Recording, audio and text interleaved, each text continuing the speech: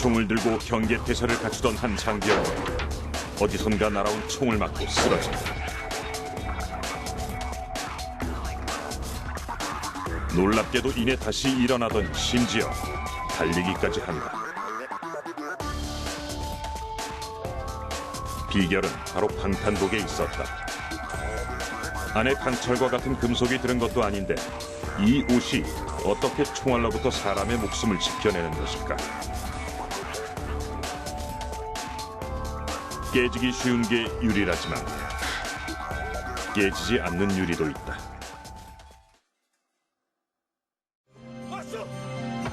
차 안에 앉아 벌벌 떠는 한 남자를 향해 총구를 겨누는 영화 속 주인공. 선루프를 향해 분명히 날아간 총알. 그런데 어찌된 일인지 유리창이 멀쩡하다. 빗나간 것일까? 다시 총을 쏘는 주인공.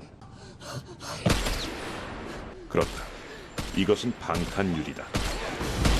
이거 방탄유리야!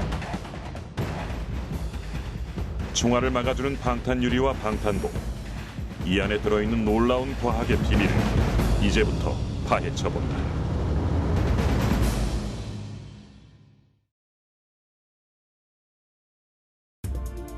때는 1866년 병인 양요에서 프랑스와 전투를 치른 조선은 프랑스군의 총기에 의해 수많은 희생을 치르게 된다.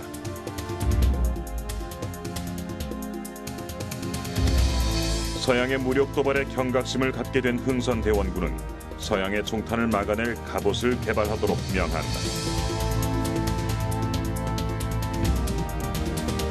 그렇게 탄생하게 된 것이 1867년 세계 최초로 발명된 방탄조끼 면제배갑이다. 면제배갑은 면 한 겹 13겹을 겹쳐 단단히 꿰맨 것으로 여러 겹의 면이 총탄의 운동 에너지를 차례차례 흡수해 병사를 보호하도록 한 원리를 지녔다. 그런데 놀라운 사실은 현대 방탄복의 기본 원리도 면제배갑과 거의 비슷하다는 점이다. 여러 겹의 섬유를 겹쳐 총알이 천의 그물망에 걸리도록 하는 것이 그 원리인데 최근에야 개발된 줄 알았던 군사과학 기술이 100년도 더 된 우리 역사 속에 있었던 것이다.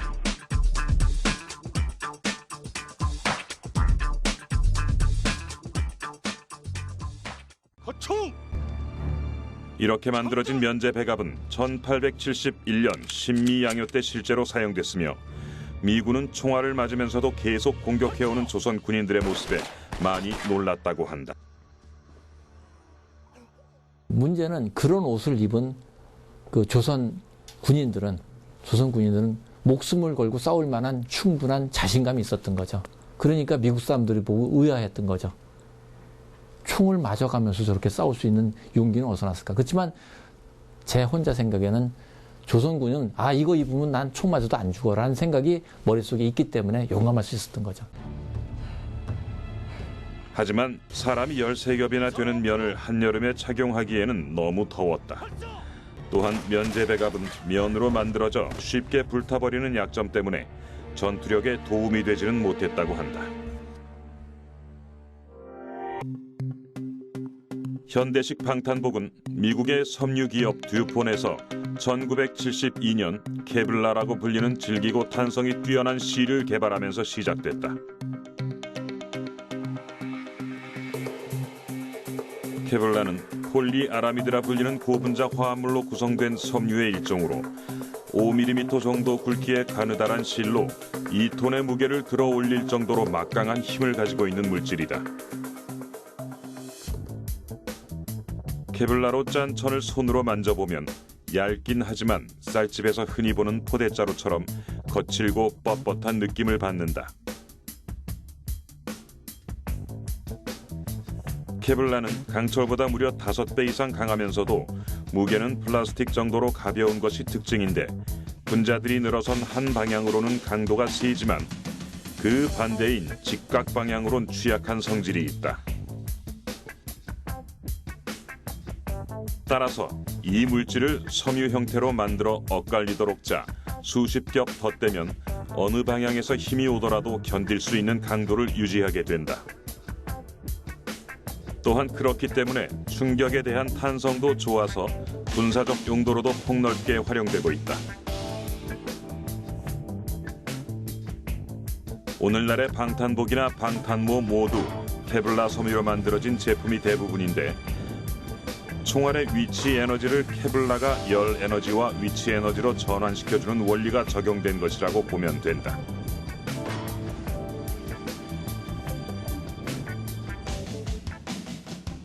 케블라 외에 가장 유명한 방탄 소재는 네덜란드의 DSM사가 1990년대에 양산에 성공한 다이니마를 들 수 있다. 이 소재는 폴리에틸렌이라 불리는 물질로 만들어졌는데 폴리에틸렌은 석유에서 뽑아낸 나프타라는 성분에서 다시 에틸렌이라는 물질을 정제해 만든 것으로 각종 용기, 포장용 필름, 파이프 등을 만들 때도 쓰이는 만능 물질이다. 다이니마는 동일 무게의 철강보다 15배나 강하고 케블라 소재의 아라미드 섬유보다 40%나 가벼움을 자랑한다. 다이니마와 같은 폴리에틸렌 계열 섬유는 탄성이 있고 충격을 잘 흡수하는 편이다. 이러한 특징은 파편탄의 방어 성능에 우수하다. 하지만 상대적으로 권총탄에 의한 후면 변형 저항에는 취약하다는 단점이 있다. 권총탄은 탄자가 납으로 되어 있는 것이 일반적이고 외부는 구리로 덮여 있어 방탄재의 충돌 시 탄자의 모양이 버섯 모양으로 퍼져 신체에 큰 충격을 가하는 것으로 파편과는 다른 방탄 메커니즘을 갖고 있다. 따라서 권총탄은 후면 변형을 감소시켜야만 인체에 미치는 충격을 완화할 수 있다. 권총의 경우에는 주로 관통보다는 충격에 의해서 사람을 살상하게 되는 경우가 많습니다. 예를 들어서 매거넘 44를 내가 총으로 쐈다. 방탄복을 입고 있다. 그럼 그 방탄복에 맞았을 적에 그 매거넘 44의 탄은 몇 장은 뚫고 들어가지만 그 다음부터는 뚫지 못하고 버섯처럼 퍼지면서 그 충격이 몸으로 전해지게 되는데 그 충격량이 어느 정도냐면 진흙 같은 데 쏘게 되면 주먹이 하나 들어갈 정도의 충격을 주게 됩니다. 따라서 일반 그 검증이 안 된 방탄복을 입고 있다가 매거넘 44라는 총을 맞게 되면 내 가슴에 주먹만한 구멍이 충격으로 들어온다고 생각하면 됩니다. 따라서 살 수가 없는 거죠. 반대로 케블라와 같은 아라미드 계열 섬유는 권총탄에 의한 변형에는 방어력이 우수하다. 그러나 다이니마와 같은 폴리에틸렌 계열 섬유에 비해 밀도가 크기 때문에 무겁고 두께가 두꺼워지면 너무 뻣뻣해 사용자의 편의성을 크게 저하시킨다.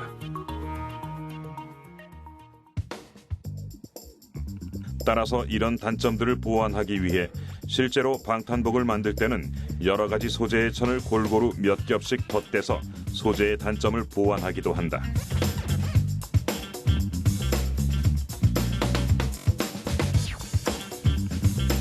또한 기존의 방탄 섬유에 특수 액체를 처리해 방탄의 기능을 극대화한 노력도 있다. 그중 최근 각광을 받고 있는 특수 액체는 나노 입자를 함유한 신소재 전단 농화 유체이다.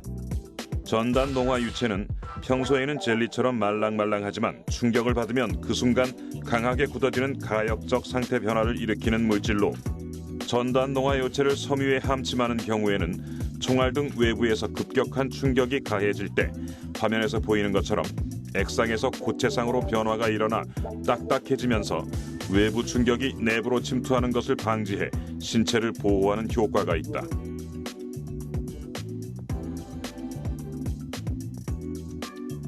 이 물질을 사용해 방탄복을 만들면 평소엔 부드러웠던 섬유가 총을 맞으면 그 부위만 저항이 커지면서 총알이 더 이상 들어오지 못하도록 막아주는 것이다.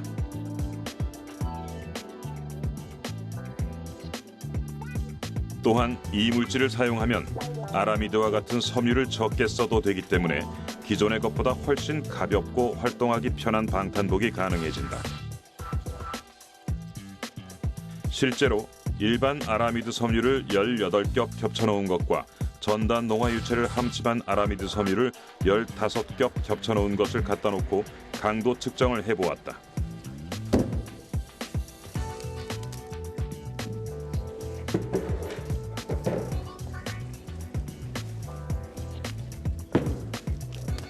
화면에서 보이는 것과 같이 일반 아라미드 섬유는 송곳으로 쉽게 뚫리는 것을 확인할 수 있었다.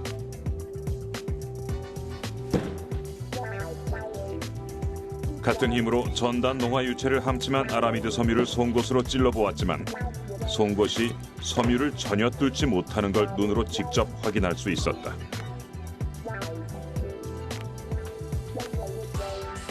이것이 바로 전단 농화 유체가 가진 힘이다.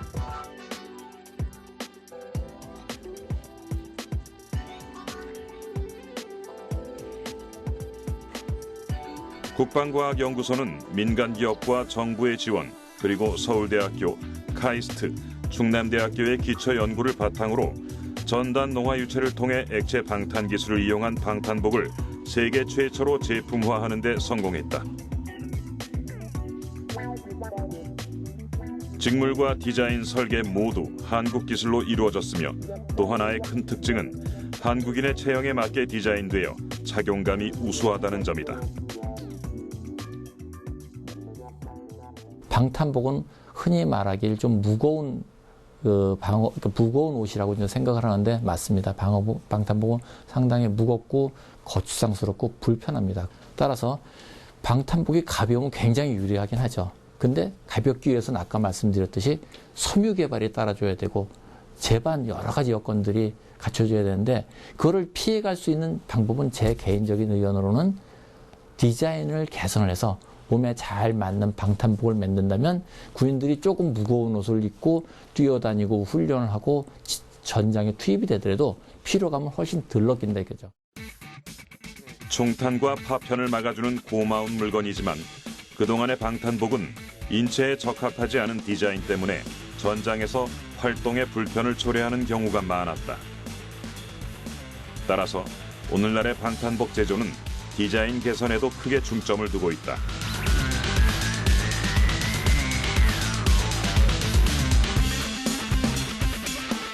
이 방탄복은 2016년까지 우리 군에 순차적으로 보급될 신형 방탄복이다. 신형 방탄복의 주요 특징은 육안으로 보기에도 기존 방탄복과 크게 달라진 디자인이다. 저희들이 설계를 하면서 전방 부대에 약 전투복, 방탄복이 100벌 정도를 전방에서 보내가지고 각 부대별로 즉 전방 부대와 특전사, 또 수방사, 특공대 이런 여러 개 부대에서 100명의 병사가 운영 시험을 하면서 9개월 동안 운영 시험을 하면서 나온 모든 불만 요소들을 해소하도록 노력하면서 많은 개선을 이루었습니다.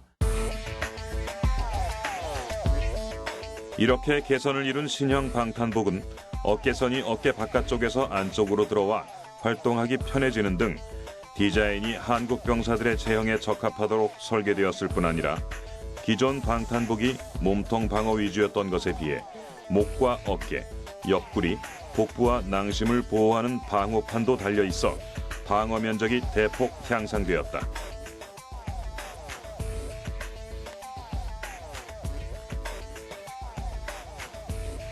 이 방식은 방탄복의 중량감을 기존의 어깨에서만 받던 것을 허리까지 분산시켜 중량감을 줄이는 효과를 가져다 준다.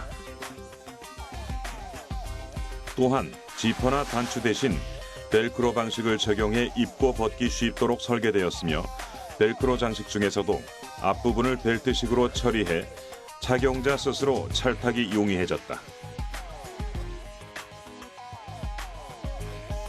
신형 방탄복은 디자인 개선 외에도 방호 성능을 더욱 높였는데 미군이 현재 사용하는 것과 비슷한 수준의 성능인 미 사법연구소 NIJ 방탄 기준 3단계를 충족하는 성능을 자랑한다.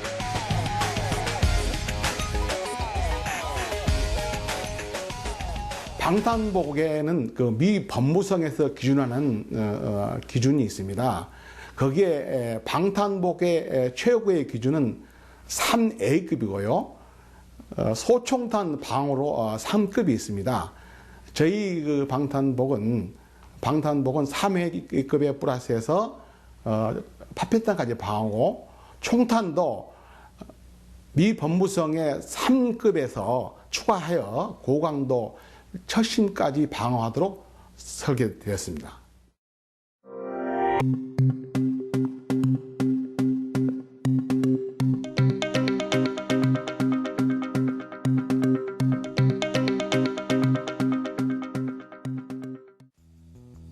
또한 신형 방탄복은 총탄에 대한 방어 성능이 우수한 최첨단 아라미드와 파편탄 방어 성능이 우수한 최첨단 폴리에틸렌 섬유를 적절히 조화하여 총탄과 파편탄을 가장 최적의 조건에서 방어하도록 설계되었다. 이처럼 새롭게 개선된 신형 방탄복이 전장에서 장병들의 생존성을 더욱 보장할 수 있기를 기대해본다.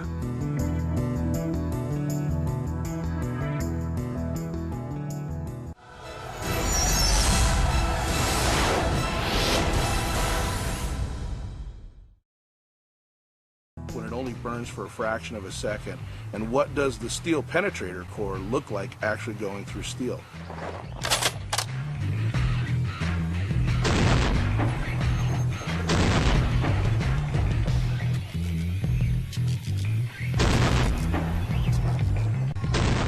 전차, 군함 등의 장갑을 관통시키는 철갑탄에서 스스로 비행하며 목표물을 추적하는 미래형 스마트 총알의 개발까지 총탄의 기술은 점점 발전하고 있다. 하지만 방탄복 또한 지금보다 훨씬 성능이 좋아질 것이다. 방탄실로 쓸만한 첨단 소재가 속속 개발되고 있기 때문이다.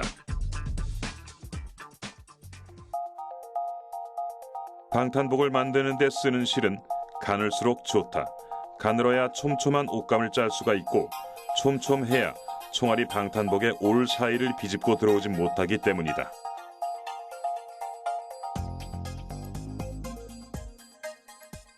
물론 이렇게 가는 실이 강철보다 튼튼하지 못하다면 아무런 의미가 없다. 이런 의미에서 아라미드와 폴리에틸렌 계열 섬유 이후 4세대 방탄 섬유로 적합한 첨단 소재로서 강한 분자 결합 구조를 갖는 탄소 나노 튜브가 주목을 받고 있다.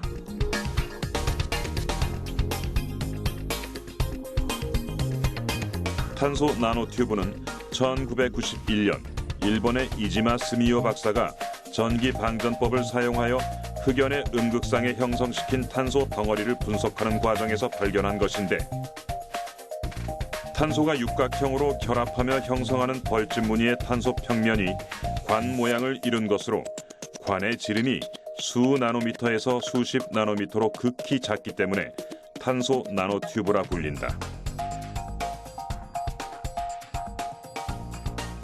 탄소 나노 튜브의 크기는 머리카락 굵기의 100분의 1에 불과하지만 강도는 철강보다 수십 배나 뛰어나다.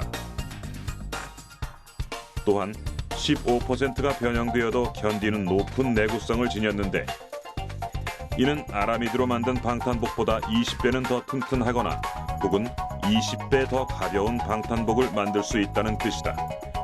더구나 이 소재는 화염 공격에도 견딜 수 있는 강인함을 지녔다. 일반 구조형 강이라면 이제 우리가 알고 있는 철강 소재들 있죠. 일반적으로 사용되는 철강 소재들에 비해 가지고 그만큼 좋다는 거거든요. 뭐 스테인리스 강관을 생각한다면 스테인리스 강에 비해서는 한 60배 정도 강도가 더 좋습니다. 그러니까 일반 스테인리스 강을 쓰는 쪽에 탄소 나노 튜브를 이용해서 사용한다면 60분의 1만큼의 굵기를 쓰더라도 그 강도를 충분히 견딘다고 볼 수 있는 겁니다. 그래서 그만큼 소재에 대한 무게를 줄일 수 있는 겁니다. 탄소 나노 튜브의 열 전도율은 자연계에서 가장 뛰어난 다이아몬드와 같으며, 전기 전도도는 구리와 비슷해서 반도체와 평판 디스플레이, 생체 센서 등 다양한 분야에 두루 활용되고 있다.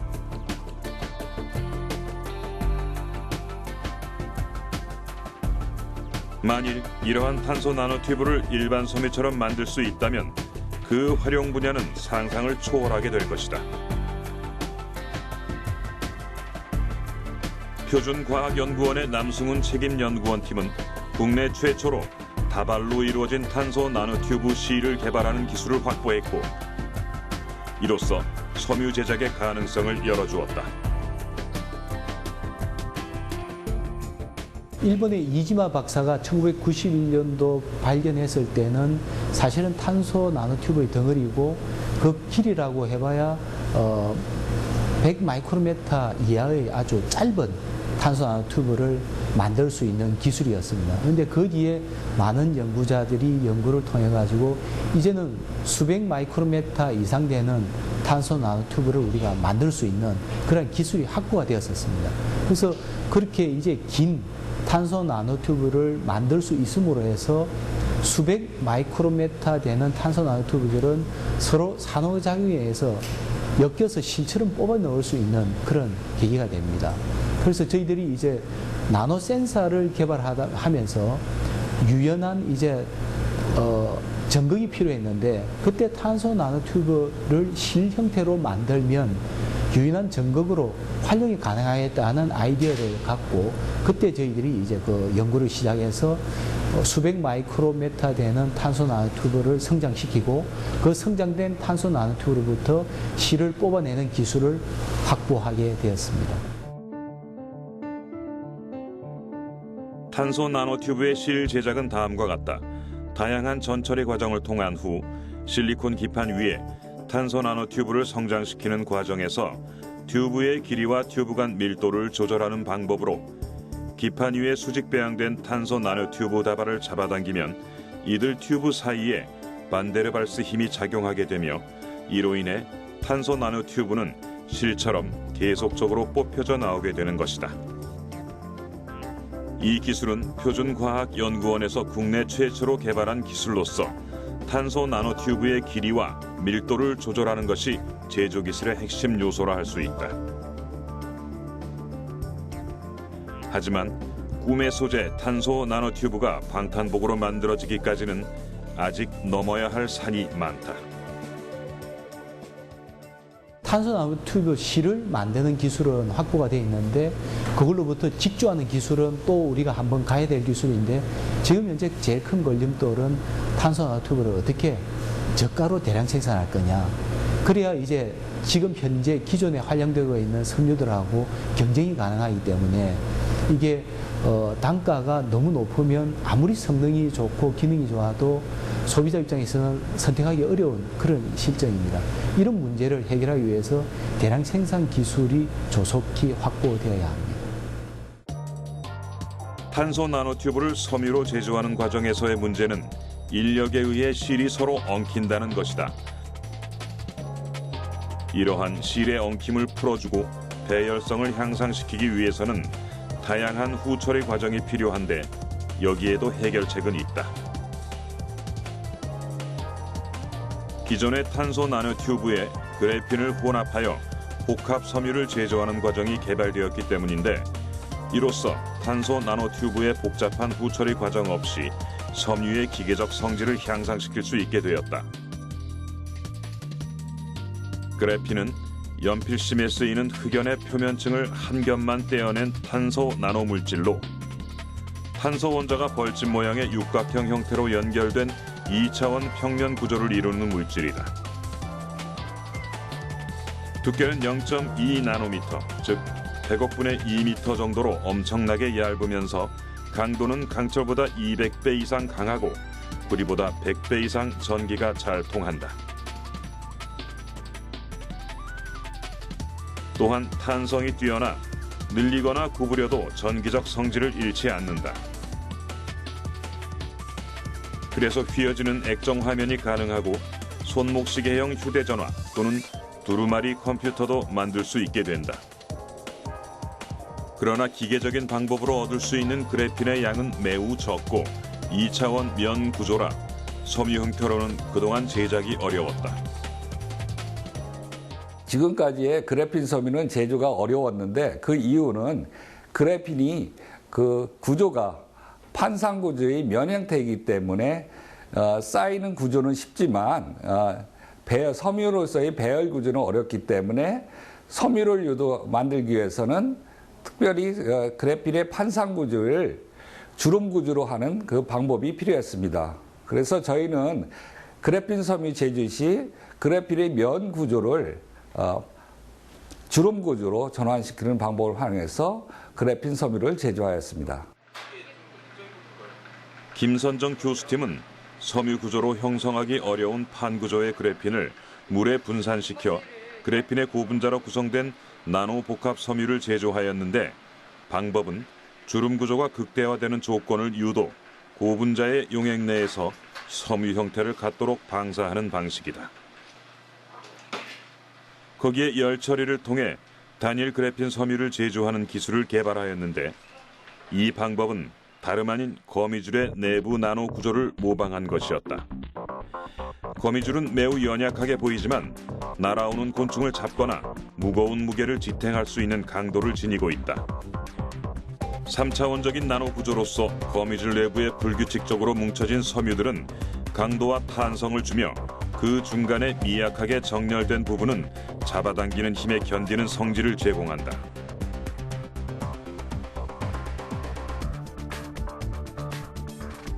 이처럼 강한 거미줄 내부의 단백질 구조를 모방하여 탄소 나노물질로 알려진 면 형태의 그래핀과 선 형태의 탄소 나노튜브를 혼합했더니 습식 방사 시 자발적으로 높은 배열을 갖게 되었고 이는 섬유의 기계적 성질을 향상시키는 결과로 나타났다.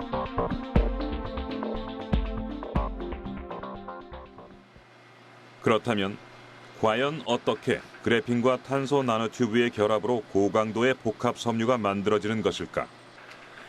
제조 과정을 잠시 살펴보았다.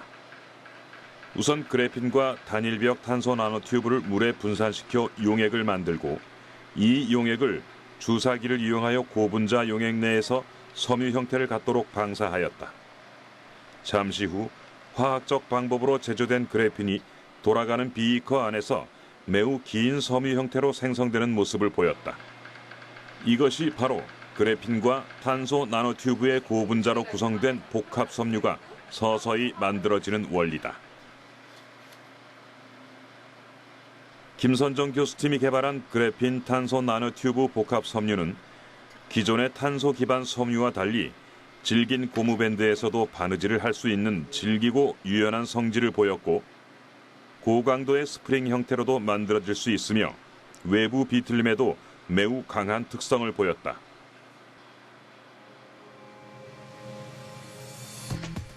또한 그래핀 탄소 나노튜브가 1대1의 비율로 결합되었을 때 만들어진 섬유는 후처리를 하지 않고도 단일 나노물질을 사용한 섬유에 비해 기계적 성질이 10배 이상 증가되었고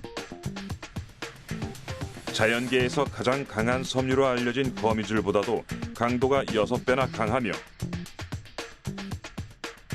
방탄복 제조에 이용되는 아라미드보다 12배 이상 높은 인성을 갖는 특징을 나타내었다. 이 복합 섬유의 제조 기법 개발이 고강도 섬유 산업에 미칠 영향은 매우 클 것으로 기대하고 있다.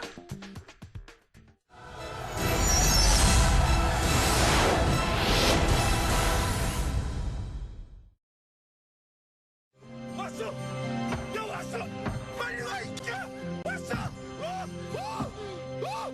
왔어!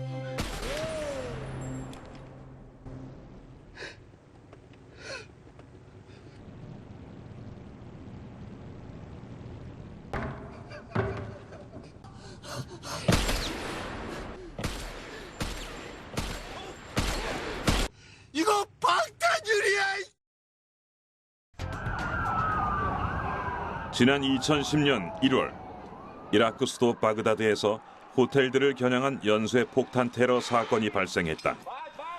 최소 36명이 숨지고 수십 명이 다친 위험천만했던 사건으로 당시 호텔 인근에 위치한 주 이라크 한국 대사관도 유리창 대부분이 파손되는 큰 피해를 입었다. 하지만 주 이라크 한국 대사관 측의 인명피해는 단 한 명도 발생하지 않았다고 한다. 강력한 폭탄으로 유리창은 파손됐지만 특수 처리된 방탄 유리였기에 파편이 튀는 걸 막을 수 있었던 것이다.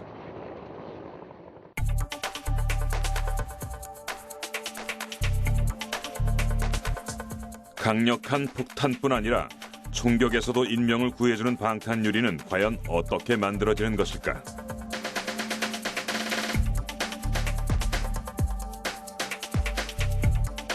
원래 유리는 그 자체로서 어느 정도의 방탄 기능을 가지고 있다.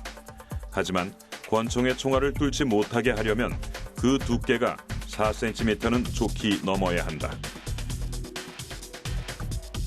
두께가 너무 두꺼워지면 유리는 투과하여 물체를 감지하는 유리로서의 기능을 상실해버린다. 하지만 두께가 얇으면 방탄의 기능을 상실하고 작은 충격에도 쉽게 깨지게 되는 것이 바로 유리다. 따라서 똑같은 두께지만 유리의 기능을 상실하지 않고 방탄의 기능까지 갖추기 위해서는 따로 사용되는 것이 있다. 바로 관통 방지 필름이다. 폴리에스터로 만들어진 이 투명하고 얇은 필름은 웬만한 완력에는 찢어지지 않는 강도를 자랑한다. 그런데 이 필름이 방탄 유리에 어떻게 쓰이는 것일까?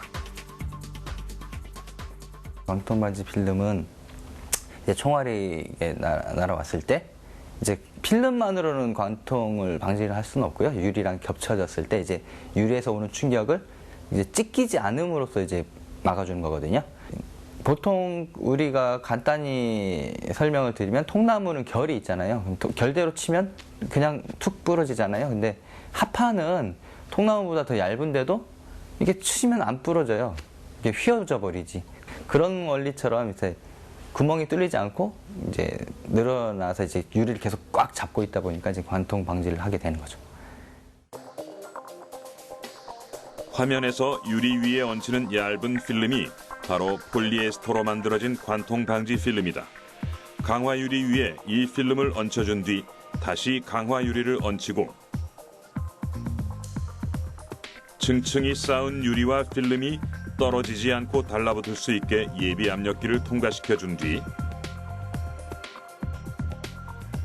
더욱 단단하게 붙게 하기 위해 본 압력기에 들어갔다 나오면 얇고 투과 기능이 뛰어난 방탄 유리가 완성되는 것이다.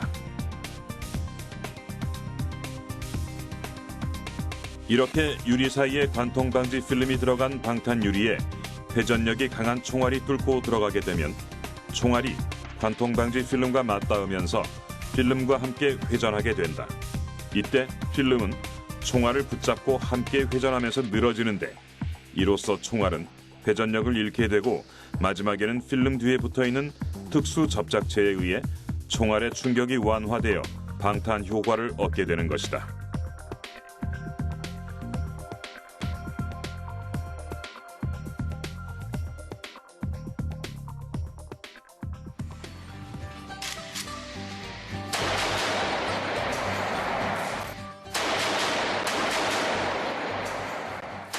거리 5m 밖에서 권총으로 쏜 최초의 총탄은 3발 정도를 막아낼 수 있으며 총알이 일단 들어온 뒤에는 필름이 변형되어 4발 이상의 총탄에는 견디지 못하게 된다.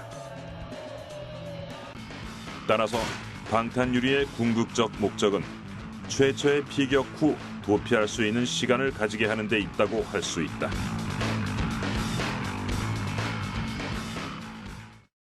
방탄유리라고 해서 이제 완벽하게 모든 총기를 막을 수 있는 건 아니고 그 총알을 맞았던 자리에 또 맞으면은 이제 뚫릴 가능성이 되게 커져요. 근데 그 중요한 거는 이제 쐈을 때 이제 사람이 그 알잖아. 인식하면은 이제 도망가야 되겠다고 이제 해서 도망을 가는데 그 시간을 충분히 사람이 안 다치고 갈 수 있는 시간을 번다는 그런 거죠. 조선시대 병사들이 전장에서 우리에게는 없었던 무기, 서양의 총에 맞서 용감하게 싸울 수 있었던 이유는 방탄복에 대한 믿음 때문이었다. 물론 방탄의 기능이 믿음을 못 따라간다면 소용없는 일일 것이다. 따라서 폭탄 그리고 탄환의 기능이 점점 강력해지는 오늘날 방탄의 중요성은 아무리 강조해도 지나치지 않다. 전장에서는 용감한 병사가 용맹스럽게 적과 싸우다 목숨을 잃는 일보다 방탄복으로 무장된 병사가 자신의 목숨을 잘 지키는 일이 더욱 중요하다. 이것은 방탄의 기능이 계속 진화해야 하는 이유일 것이다.